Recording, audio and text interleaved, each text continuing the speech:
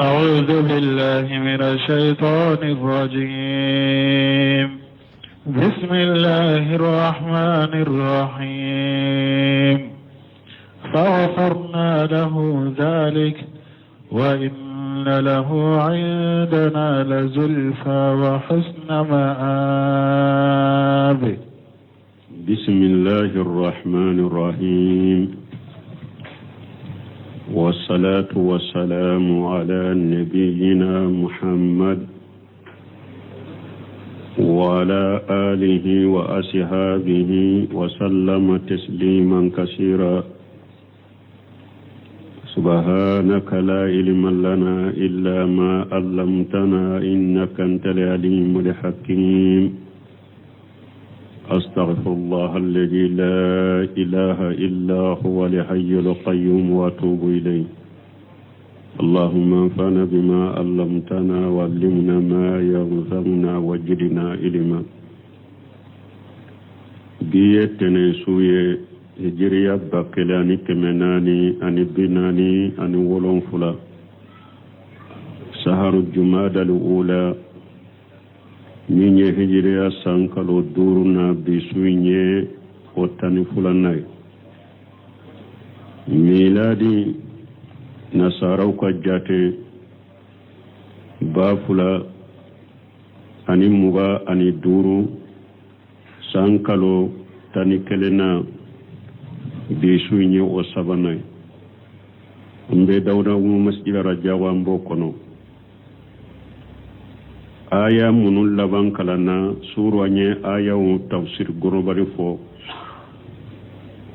atoran tunka bunka sirika tafsir fo aya wuna.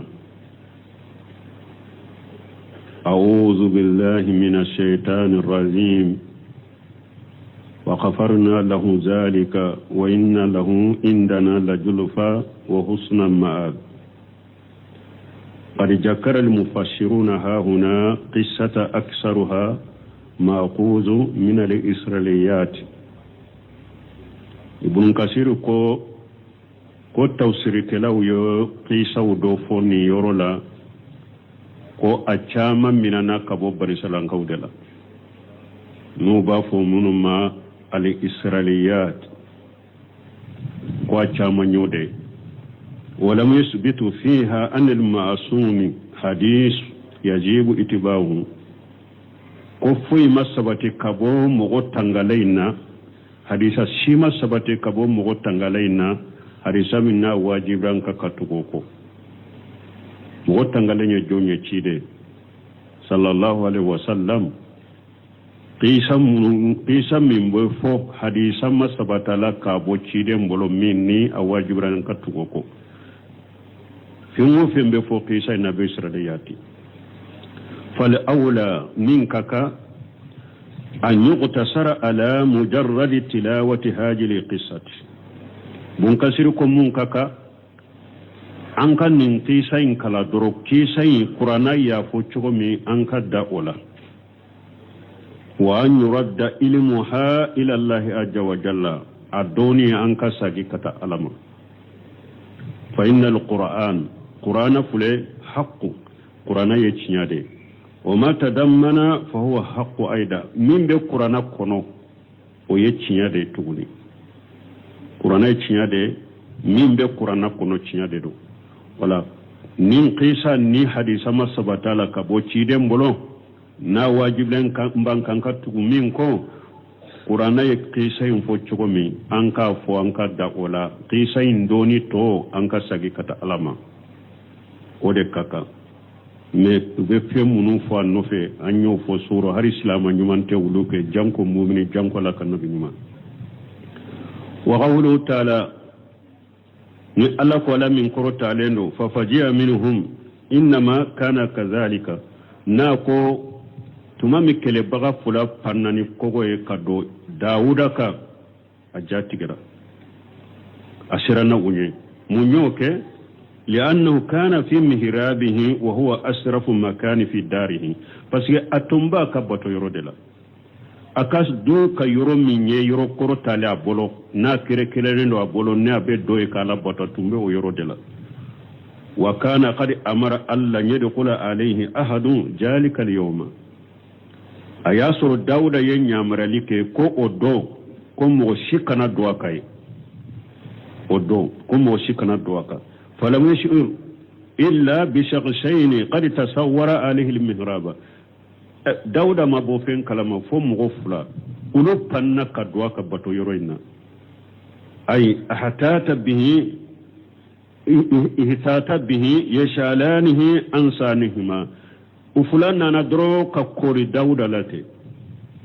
ale ba mabo fen kalama foni mo fula donnaka bato yoro naka ka korak ala nu fula bake ka nyininka u ka kola u fula ka kola wa qawluhu azza wa jalla ni ala ko ala min korota lendo kabo wa ajjani fil kitabi ay qalabani na ko to nyogo doyin ko dawudama ni nyento nyode saka bikkunun to ni kononto de bale bolo saka kele saka muso kele de benne bolo akon kaka nka saka muso kele ndi alema wa ajjani fil kitabi ay qalabani asirim makumala yuqalu ajja ya ijju ija qahara wa qalaba arabu ba fo ajja ya ijju nimu yi karaba asirima ay kenye asirima kumala yen kenye kumala wa qawlu ta'ala nyala ko ala min koro ta'ala wa janna dauda annama fatannahu ay aqtabarnahu tumamu dauda yetirin tige dauda yere ya do ko ala ya lela jarabini nin kiri tige yede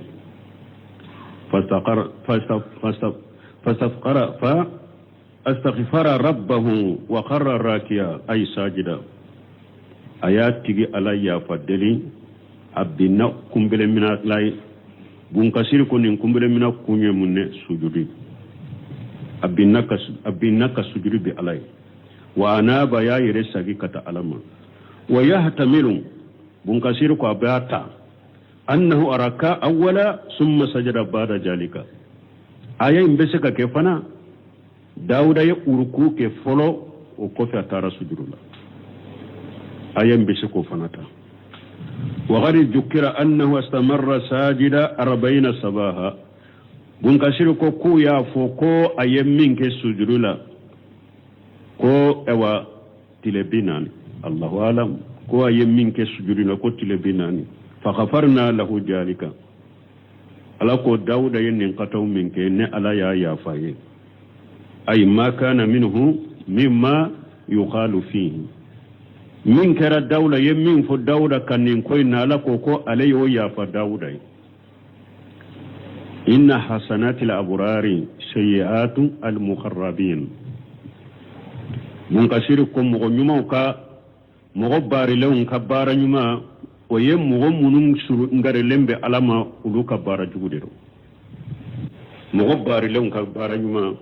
ulu ye mogo munun gere lembe alala ulu ka ko juguye oye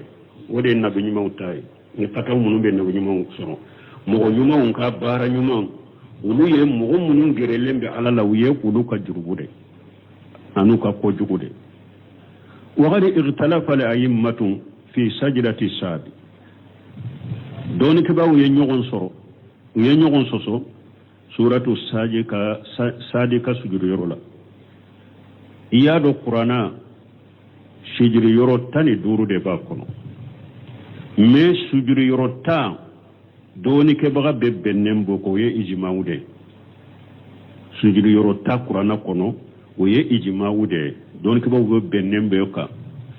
sunna do niye ulu kala ika sujudu bi u ye ɲɔgɔn sɔsɔ duuru de la o duuru ye jumɛn ye suratul hajji ka sujuru yɔrɔ filanan ani suratu sadi ka sujuru yɔrɔ ani suratul najmi ka sujuru yɔrɔ ani suratul insiqaq ka sujuru yɔrɔ ani suratul alaq iqra o ka sujuru yɔrɔ ni sujuru yɔrɔ duuru don ke baw ye ɲɔgɔn sɔsɔ nunu de la mais nunu yɛrɛ ka kuma sahale sujuru yɔrɔ de don sunna do ni yukala be sujudute donc wode ya to ko suratu sajada kasu yuro ko don ke baw ye nyogon soso la don ke baw ye nyogon soso duru indela me tay u be benem boka me duru min fule ka fo ye nyogon soso de la wo yere kuma sahale ibe sujudu bi ula yukala nafila salli la o farra salli da o salli min be bange o salli min be gunda o niye sujuru yoro nunun kala ibe sujuru bi mi don ke ko min ye salli munun be gunda aka min kanyi ka sujuru yoro te wala parce que niye sujuru bi ola u ewa utiloti kanna akana mo nyagambi mo kana ta nyagambi o me don ke ko fo niye afo mo ye aha ambena do salli la ya janto ala sujuru yoro mba kala salli na aka jantola nin tara sujuru la doro sujuru yoro de kala na aka jantola niye jama hakili jigin ni na sanu kaddo don ko basi tala ibe sujuru yoro kala gundoro yoro la me nima jama hakili jigin ni tora ka ke kanata jama nyagambi ni e kabaru ke kata sujuru la uluba miri tara uruku de la nu nyati la abe jama nyagambi o de to ko kanunen de sujuru yoro salli min be gunda iku toy ni tenya ni ba kala kam mo jama hakili jigi folo sani ka do salli la sujud yoro nonu salli kono nala doni ke bagaw do ko hadisa sahle mana ni be ta sujud yoro ina ka kabaru fo ni be wuli ka kabaru fo ko hadisa mana la wodi ato do golo har ni be salli kono farlaro nafila ni na sujud yoro do be ta sujud la ite kabaru fo ibe wuli te kabaru fo me ibn Shami rahimahullah le min ka kenaya ako ni be salli de kono itato ka kabaru fo i wuli to ka kabaru fo yode giriga hadisa gorobali koso kana rasulullah sallallahu alaihi wasallam yukabbiru fi kulli qafdin wa rafi o kiren tumba ka salli a jigito ni kabaru be jiga wuli to salli ni kabaru be wuli ni hadisa koso ibn Shami ya giriya ni qur'ana sujudu yoro karana salli la itato ika kabaru fo wuli to ika kabaru fo ayode kenaya me don ke won ko na tabe ni min tara sujudu la salli la makabaru fo wulto makabaru fo anta jalabi parce que don ke do baka jamhuru baka me ibn Shami ye a kenaya ka fo ni kabaru be jigi ni kabaru be wuli no o hadisa gorobali me ni te salli la sujudu yoro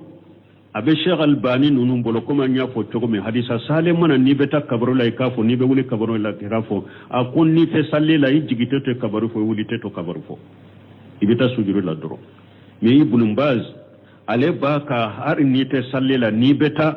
sujuru ke ka kabaru ke ni be wuli kabaru tala ni te salli la ale be ni fotre bon sujuru fana qibla ta sarate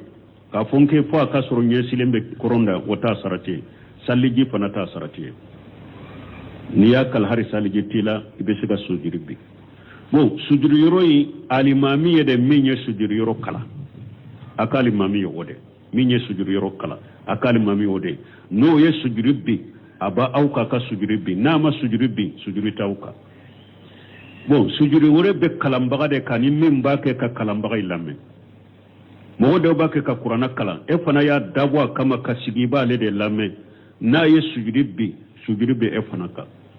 me mogo ba ka qur'ana kalana e ma dabo kama kana sigi kalamme eteme toya amedro abe kala tara sujudi ke sujudi tika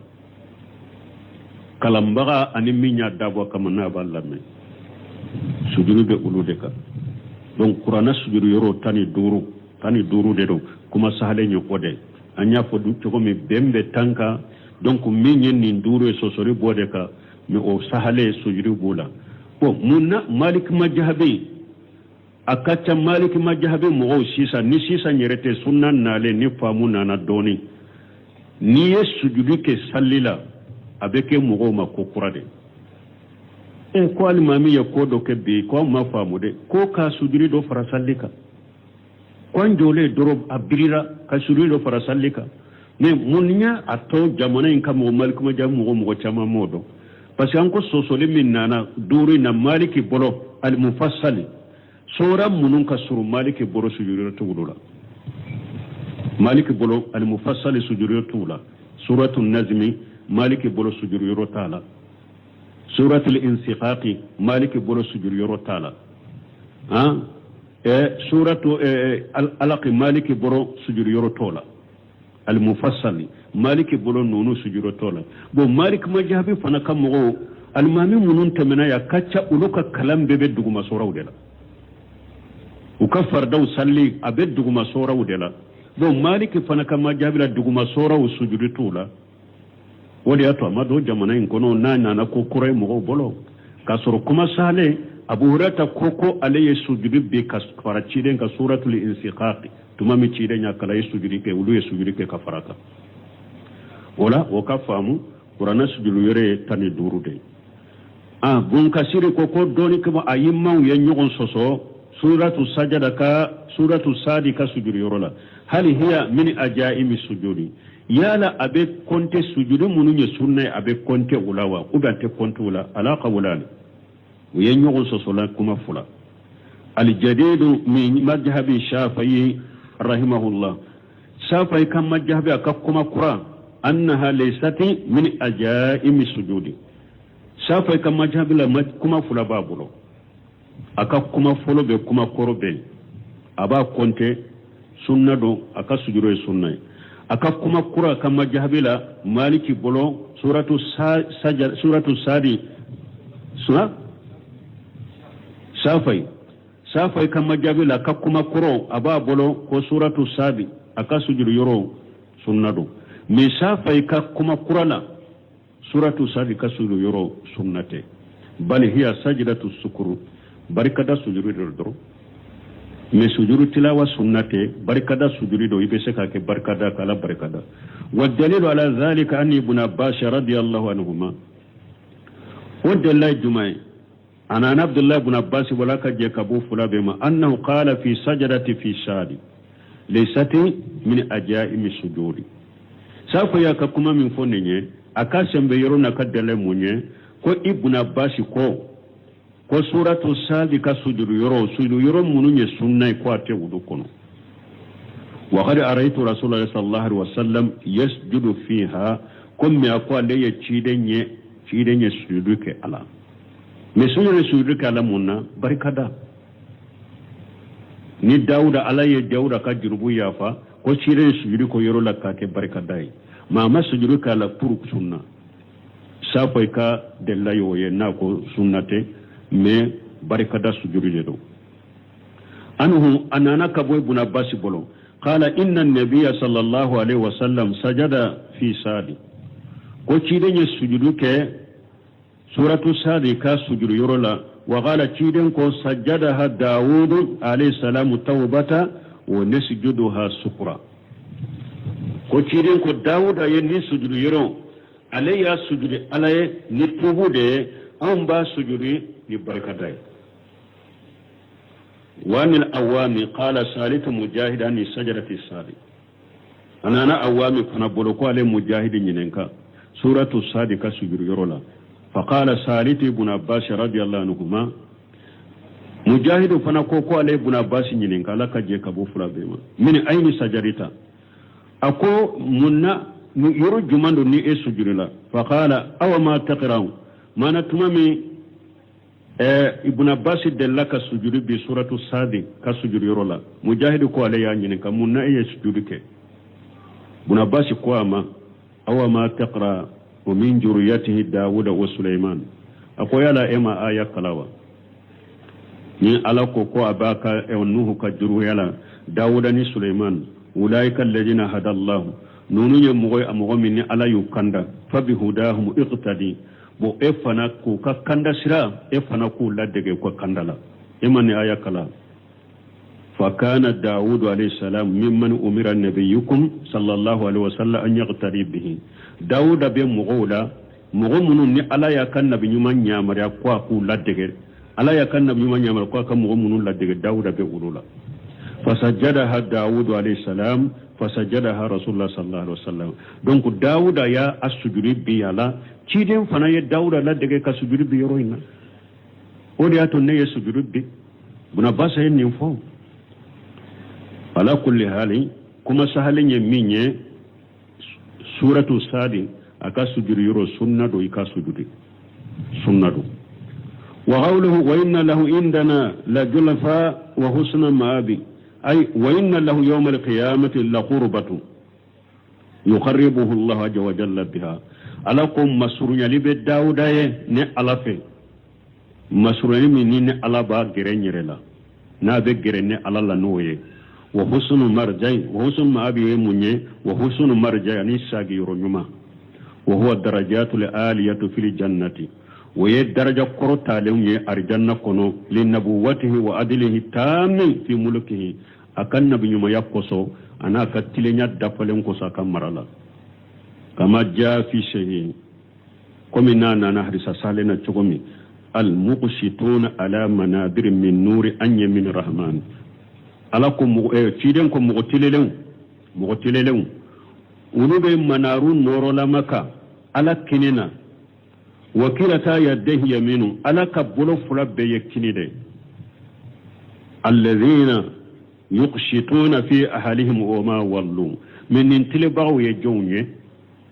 منهم بتله وقدم بياون نيوغونچه اني نو ايو بلا كومينا وبتله اوكولا مومنون بنين تشولا وبتله ونو قدم بياون نيوغونچه نيو بلا كومين فانا نيما يالا وبيه كومين كو دوما كو بيشالا وبتله ولا نينتله باو يوم القيامه دو نونون به منار نور لما دكا على يركا كينين على بروفلا بكينين donc o ya yira dawuda tuntilelen do kam marala nabi nyumado wodi yato ayem masuru yali soro kam ka gere alala ni o yeyo mal khama do e o beke sababu e fana ka daraja o korta arjanna kono يا داود إنا جعلناك خليفة في الأرض فاحكم بين الناس بالحق ولا تتبع الهوى فيضلك عن سبيل الله إن الذين يضلون عن سبيل الله لهم عذاب شديد بما نسوا يوم الحساب يا داود أراكو داود إن جاليناك خليفة في الأرض neyi ken nona bilaye duku kolola mana nibe mugo don nona bila fahkum bayna an-nas bil haqq dauda kiri tige mugo ni nyogon cheni tinyai wala tattabil hawa kanat tugu inin dungo ko de kiri tige la kanat tugu inin dungo ko fayudillaka an sabilillah ni tuguli nindungo ko nabi fili kabo ala kasirano ni nyaayira nan ni hadama den hadama ne tuguray nindungo ko be fili nindungo bato abe hadama den fili kabo ala kasirama de innal ladhina yadilluna an sabilillah mu'minun fana be fili kabo ala kasirama lahum azabun shadir la jawabe wulu yade la jaba min ka gelede bima nasu yawmal hisab يوم الحساب كروسيلي دو كان كبارا منك كروسيلي دو نكما نو يو او بارا ينتوي او سبب لا جانغا كتابو يوم القيامه دو منك جل كوسو ده منكسر كو هذه وشيئه من الله عز وجل لأولة الامور منكسر كو نيا alaka وشيئه كانيه nyemawuye nyemaw famaw nyemaw niya alaka وشيئه كانيه kata nyemawuma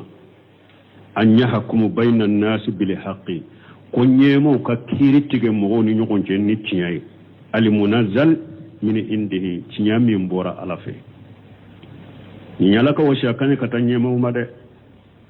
o ka kiri tige mo ni nyokon je ni tiyai tiyami jigina ka bo alafe an kan bode ma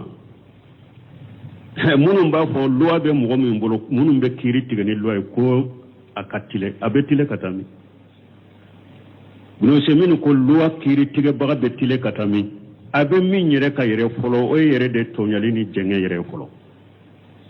luwa yere de tonyali ni jenge yere folo o kiri tige baga betile katami ako wolo de wa kadon to wolo so betile katami kila yorote wolo so law nanko ka kiri tige ni tiye katile wayala tade mais min be kiri tigani ke ngore min te qur'ana ko ni be luwa ko nambe ala delala be nyuma mbola chogomi de ambi duwude ke ala bi nyuma mbola chogomi ala be hinila chogomi ala be tuunu ya chogomi ala be yafi ma chogomi etaye ode me tilenyorote tilenya yede min be ala taka ala ta yere kiri tige baga cide nyulu tila kata sabade alqudatu salas we yere munum bake ka kiri tige ala ta yere ko mo sabade do ako mo sabayimbe fula bebe tasuma kuno kelene be kishi ala ka kiri tige lami abake ka kiri tige ni qur'ana ni sunna yede me amakala doni ta bolo abake ka kiri tige ni jahiliya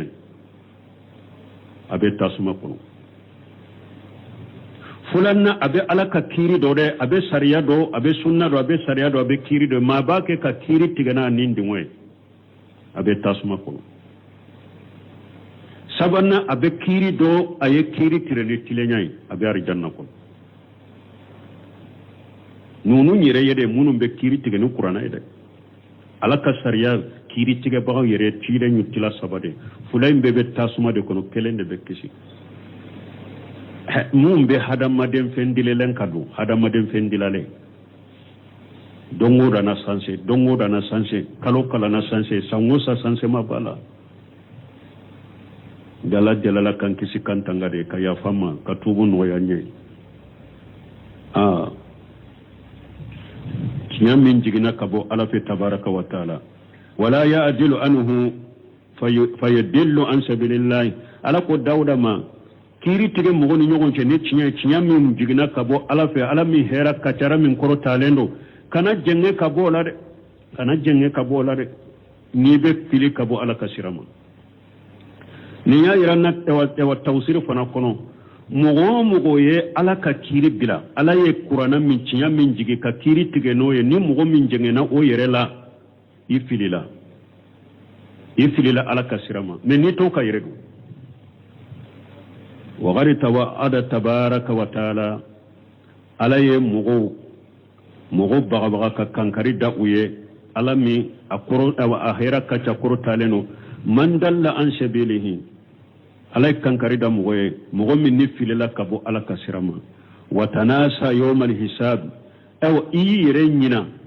korosili den fana ko bil wa'idil akidi wal azab shadid ala kankari da yani bagali geleye ani la jaba gele bagali gele ala ya fuye min bi qiyama ani la jaba gele qala ikrimatu ko lahum ajabun shadidun janga kata gelembuye bima nasu yawmal hisab ay haja min al muqaddami wal muaqqari ako ba fu min al muqaddami wal muaqqar kon ni nyode la nyine munye lahum ajabun shadidu yawmal hisab bima nasu mana na chogo ninde me muqaddam muaqqaru kerala mana la jaba gelembuye korosili do bima nasu inyinana minna korosili nyinana korosili don minna de olla jaba gelembuka ko ikirmata ya funun chikono wa qala suddiyu lahum ajabu shadidu suddiyu ko la jaba gelembuye bima taraku an ya'malu li yawmil hisab uyemmun toye nuye bara toye korosili don kama uye bara toye korosili don kama wala jaba buye وهذا القول أمثال جاهر الآية بن كثير كن نكما نرى آية جاهر بتا سبيل كما من فلاني ودني آية جاهر بتا ودياتو ني آية توسيرين ودي لا جاب جلمبو ويه بارك من توي كبارك قيامة دوني ويوم من توي ده لا جاب جلمبو أكون نندني آية جاهر بتا فالله أعلم وما خلقنا السماء والأرض وما بينهما باطلا ذلك ظن الذين كفروا فويل للذين كفروا من النار أم نجعل الذين آمنوا وعملوا الصالحات كالمفسدين في الأرض أم نجعل المتقين كالفجار كتاب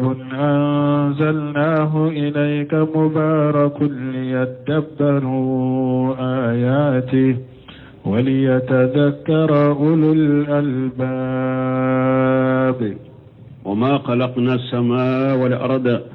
ألقوا لما سنك بولون فلدا أندوما كلولون فلا وما بينهما ani min be sanni jugutte batila aman nonunda fu aman nonunda tilonke kama jalika jannu alladhina kafaru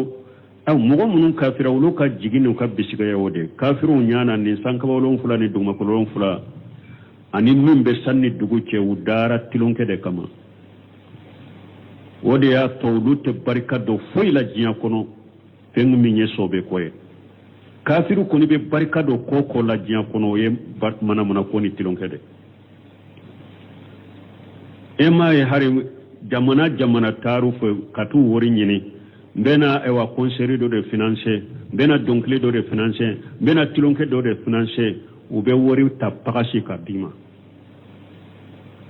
parce que wulu te foi la jiya la ni tilonke ni femte ni ka silama jamano tiya ku jogo tiya mais ni taru fede njamana makobe fendo de la mimbe jamana nafa abe silama nafa be hada madanya nafa itara ode nyini ofe a wori jete de hara jurute doila ito wori soro bolo hara juru ita soro bolo ube juru do silama jamana wula ube juru do awula juru min ni saratu bala ka ala soso badona ta ka jamana kono nube juru do ala na saratu do wadatu buno seminu ko mugo shikana miri ko kafiri bese ka nyuma yake silamai ka hinana akoni kafiru ye drome kele nu ya anafa do silama jamana minna unyabe aka kemedela o kemei nu ma bo aka jianya mayala ubabu aka dinala kafiru nu ye drome kele na faddi silama jamana ma ube drome kelen juru nu ya doila ma doila fude a dorina kemede kama nyabe ka kemedo de ba fe ki ka kemedo de purti nu ma kemen mbaleri purti ka jianya na ma kono uba purti ka boy ka dinala boy ki ka dina yoro de chinya ibolo donc parce que wulu nyana sanka wolon fula duguma kolon fula dara tilonke de kama fa wailu lil ladina kafaru minan nari ala ko janga kata ni halaki be mugo ye mugo munun kafira jahannabal tasuma janga kata obuye amun najalu alladhina amanu wa amilu salihati kal mufsirina fil ardi ala ko yala ne ala mugo munun ye mu'minu ye baranyuma kelawundo ne be uluke komi tinyali kelawu dugo kolokawa mu'minu baranyuma kela ala boni tinyali kela dugo koloka buke kelenyawa ne ala buke kelenyawa la ala tuke kelenyawa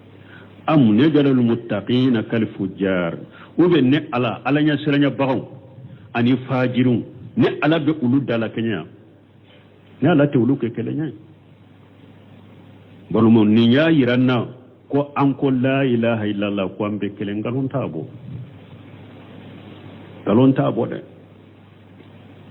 kafiri minye ewa mu'mini baranyuma kela ani chinyali kela dugu koloka ate kelenya ala bolo hari na bebe la ilaha fo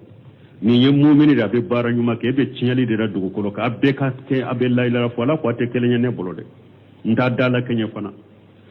abbe ka la ilaha fo ni mbesira alanye ebi ka fajiri yala ala ko yala ne ala baw dala kenya aw ye kelenya ne ala bolo kilawunte min ne kaba ko yere de jamana yere la ube kuma do de fo kuma munun be ala galontiga ka qur'ana galontiga ulu bu yere ke fendo mbagawe fana ka soro be kuma de fo kuma munun be ala yere galontiga ya ka qur'ana galontiga ya abbe ka fo la ilaha illallah ni be mu'min abe bara yuma ke be ciyali na do ko la te kele nyala bolo abbe ka fo la ilaha illallah ni ala nya sene baga ni fajiri ate kele nya ala bolo kitabu anjalinahu ilayka mubaraku ala ko tidema ako qur'ana ye kitabu ba ni ala ya jige kana ima a hera kacha liyadabbaru ayatihi me qur'ana bay min fulani ye kitabu min fulani na hera kacha ajuku kunye munye aka ayaw kala kata shinu ye ku jatimina wali yatadakkara ulul albabi ani hakili mu ka barakenai kamiri kena katasinai barma qur'ana jige kun fo de ka aka ayaw kala kajate mina kunu ye katashi ke nu ye kabara ke nu ye qur'ana jigna ninde kama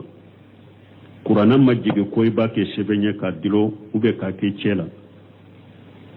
qur'ana majigi su balangari munum be silamaw ka ewa misiri kono kata fini do be sabe qur'ana ayaw ni ala togo kaw ewa be su balangari abu birisu la kata kaburu so la ninya qur'ana dogoyali de bidiya ka birisu la bidiya qur'ana dogoyali qur'ana majiga kama koy aya monto monta ka bila kerefe birifini sempula aku birisu la kata kaburu la ka qur'ana do kadire la kubi ka so parena ye ayatul kursi ka do kadire la kuli nunu ka do kadire iba dilole soro mogo do ka so kono fo e wallu mogo be e daji kala e ka ben no puseri be dala qur'ana do yali do qur'ana majigi nunu kama koy qur'ana jigina ka kala bara de ka kenay ko mi ambena do fo tawsir la chugumi bun kasir ko yuqbiru ta'ala ala banki bare ala min kor ta'ala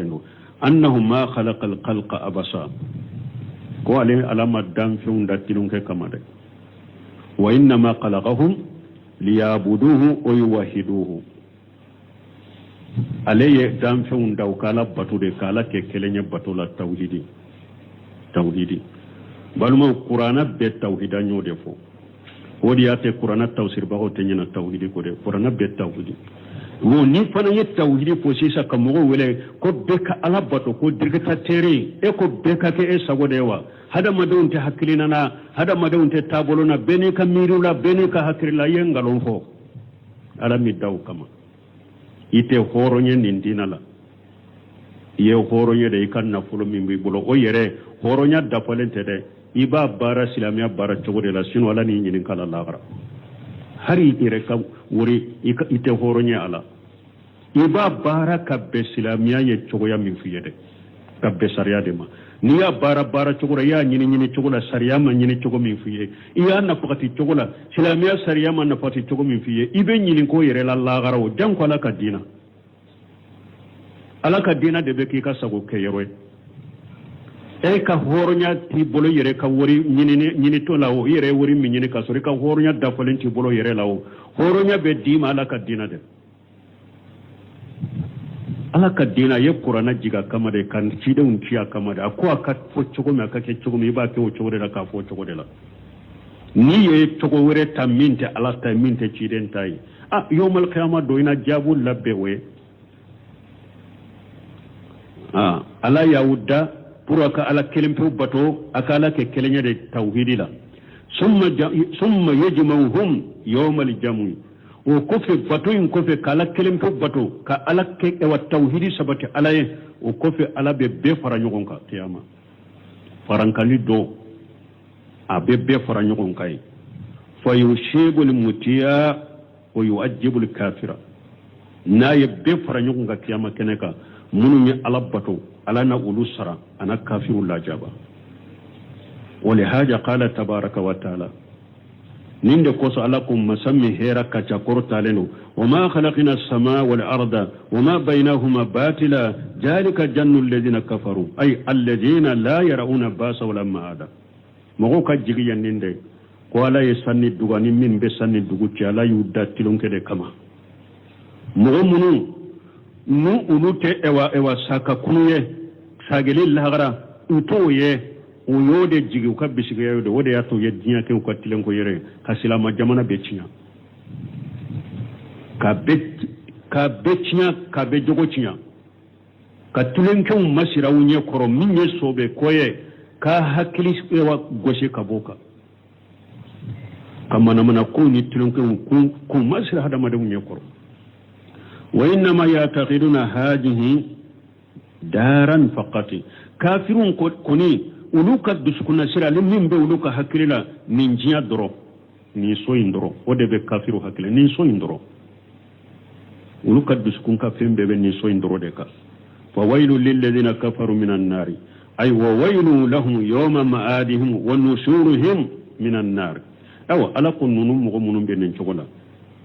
janga katabu yede halake buye ukasagi do kata alama halaku buye ubodo kabo kaburu kono kata tasuma halake buye usagi do ubodo ka kaburu kono tasuma janga kata buye mu'addat lahum tasuma minni alaya alabbe kabilunye summa bayyana ta'ala annahu min adli annahu ajja wa jalla min adlihi o ko fi alaya banganye masamin ka bakurta lenu aya katilenya banganye wa hikmatihi anaka kodon la yusawi bayna almu'minina wal kafirina ko ale alate mu'minun kafir ke kelenya bara mu'minun kafir ale alatu ke kelenya wa qala ta'ala lako ala am najalu alladhina amanu wa amilu salihati kal mufsidina fil ard am najalu almuttaqina kal fujjar ay la nafalu zalika ala ko ne yala ne ala mu'mini bara nyuma kela ni tinyali kela dugu koloka ne ala bulu ke kelenya awa ni be tinyali kela ni dugu koloka la ya ke kafiride kafir de tinyali kela dugu koloka jiya dunke fana bolulu nyana kafiru de be hinna ulu de be dilalila kasoro kafiru de tinyali kela e fi kele be jiyan kono sisa kafiru de ka kele do kullama awkhadu an-nara lil harbi atifaha Allah wa sha'una fil ardi fasada ala yenin fo kafiru de aku wakati yere ni kafiru nge kele tasuma mene dugu koloka ne ala de ba faga awa kum be tinyali de chari dugu koloka nu ko e wallahi dura de lemu dura de kafiru de bu boro dura de lemu tede ko hada madon ka hakke korosili ay kafiru hakke korosili de bu bolo hada made hakke korosili tele e iraqi nunun chira dura de lemu tumbe Palestine e bombu tonu hakke be jigi islamu mi don kay dura de lemu be mi lebu chira dura lemu be mi ulu de ma ba abeciya nin kale munun ba an ka jamana ka sunu tilebe mo fa dura de lemu be mi ute jiya kono droit le mouton de droit de kafir de be kafir hakke sigi bago de be kafiru ka hakke be yoro kafir hakke sigi bago de hada madenya korosilite hada madenya hakke korosilite bolo de ube kafiru ka hakke korosilite la kele be yoro ni kele kera silaman groupe ni kafiru de che o yado kafiru be au ka ubake ka ufaga ube udade su abe komute jiyan kono yere mais nous ya do kelebe yoromi silama bake ka digi kafiru la doro beta do awni nyagonje ko dura de lemu beta do awni nyagonje laiste be mi anka jamana kono nu ko laiste be ka horonya bi bolo mi ewa bato chogomi be kika bato chogoke o be mi jiyan kono sisa aw ko qur'ana sariya kana nan jamana kono abe hijabu kontrola muso ku ire sutur abu kontrola muso ka kala nyoro ka kisoro dama cew ka kala dama go kontrola ma soro jamana kono dogotoro sowla muso ka muso furake ce ka ce furake ma sowla laste be yoro juma silama ka hakke be cinyalendo aw bolo aw de ka hakke silama jamana be aw de ka loi be aw de ka hakkilinaw be barake aw banna silamu ka sariyaw kanay aw banna silamu ka hakkilinaw ka bara ka jamana wala laiste be mi demokrasi be mi durale lum ko be ma bengalo jamana cira jiya kono silama jamana kafiru nonon redo ulu de kele mina bela ulu de ya becci ulu de tasuma mina bela hari kele min ba ambolo ya foite ne kafiru de ba be koro kala dimi nyogon koro doro har ni sasu ko ni fe munun fulani ulu de ka pala yen nimbe ulu de ka kele chogo nimbe an ka gele ya la suma nu doguna uyerena dimi nyogon koro kele na wuri na nyogon faga anna se ka do jamana kono annan ka deme bagaw anna se ka do jamana kono kata ci ka kan shagoy o doronde do Saudia munun tara Saudia kata bombu ci Saudia ni sugula ire yadi ni few nono tumami Saudia ka fama munun tumbe ukanyema munun tumbe Saudia ka fama yumina ayata kitabu kala al qissatu kamilatun li qawarij asrina Ibrahim Muhammadi ayata kitabu kala Sheikh Suhaimi ko kalandem ben kaka nin kitabu kala jiyan laba fitina munun be ini ta togo do ini na togo do o kitabu kona ko tumami Saudia yu nyema umina o ko kele min fule ni nya chinyala dina kote de amerika ka kele do an ka kele ke an kana jamana ka nunun ke jamana kono pour jamana don na degu unu nege bo nyogona una dimi nyogon koro fitina ni kele ni jamana na noni ni jamana noni nara saudiya ne ulu wole ko ayena ndeme una seka do jamana kono uba ni saudiya masake mu wole nu yere yado jamana noni na anoni na una ewa peru soro be seka do ni peru munye una do jamana kono potori dinga munun be jamana kono na tummena kwa kunye ninde yere kan nyema munu saudiya yumu kwa kunye ninde kafiri ka kele de do koy ulu de bu finance doro an yere kan nege bonyo na ya doro an ka kele ke tugul ka ke fure piye ani koloye be dawni karura ka cheni muso nyaga mi nyogo na dum ko marasi dongodo una fo jamana nyaga mira u be do yoro soro chogo munu deme ba ala kana puye awa jamana da ka janto ayire la de ningele ya min banka an ka munyu de koy an ka munyu an ka sabali an ka nyogon kanaka an ka nyogon de maka abeteme ambina nyina nimbe ko me ukanambila nyugo na de ambora munu na ulu ya ngasa ukanambila nyugo na de kafiru de kapale nimbe chiali kala udugo koloka tawala ko mu'minu barakela mu'minu baranyuma kela ale ala ni ote chiali kala ke kala nya bara ala yofu ni aya kono wa ko fi ala ko amu ako kalfuji ay la nafalu zalika ala kunni ala toke wala yastawuna inda allah utekkelenye ne ala fe fana mu'minu baranyuma kala ni cinyale kala dugu koloka ne ala to kenye utekkelenye ne ala fe fana wa idha kana al-amru kadhalika ni ko be nin togodela fala budda min dari ukhra la budda sorebe ni ala ko mu'minu baranyuma kala ani tiɲɛli kɛla dugukolo kan u tɛ kelen ye ni ala bolo n t'u dala kɛɲɛ la budda nin b'a yira na ko so wɛrɛ bɛ yen so juma yusabu fiha haja al-muti' wa yuaqabu fiha haja al-fajir nin b'a yira na ko so wɛrɛ bɛ min tɛ diɲɛ ye so wɛrɛ juma nin b'a yira na so dɔ bɛ so min ni ala bɛ batokɛla sara ka don o so kɔnɔ nin b'a yira na ko so dɔ bɛ ni ala be fajiri janga kata kono wa haja li irshadu min bila sirali min fulani yadullu al uqula salimatan min be hakli kisilen abe delila iranna wal fitratul mustaqimata ani mu'min ba in kaddan chogo tilelena ala annahu la budda min ma'adi wa jajai nin ba iranna ka fo la budda ko sagili be lagara sarali be lagara nin bo iranna de فإن نرى جالم الباغي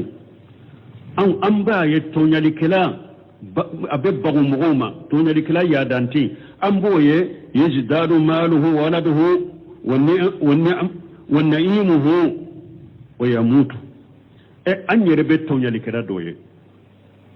تونيالي كلا دي أببغ مغوما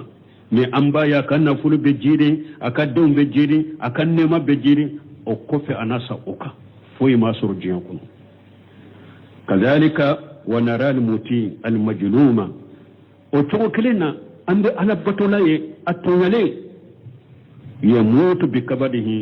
أنا أكدمي بسا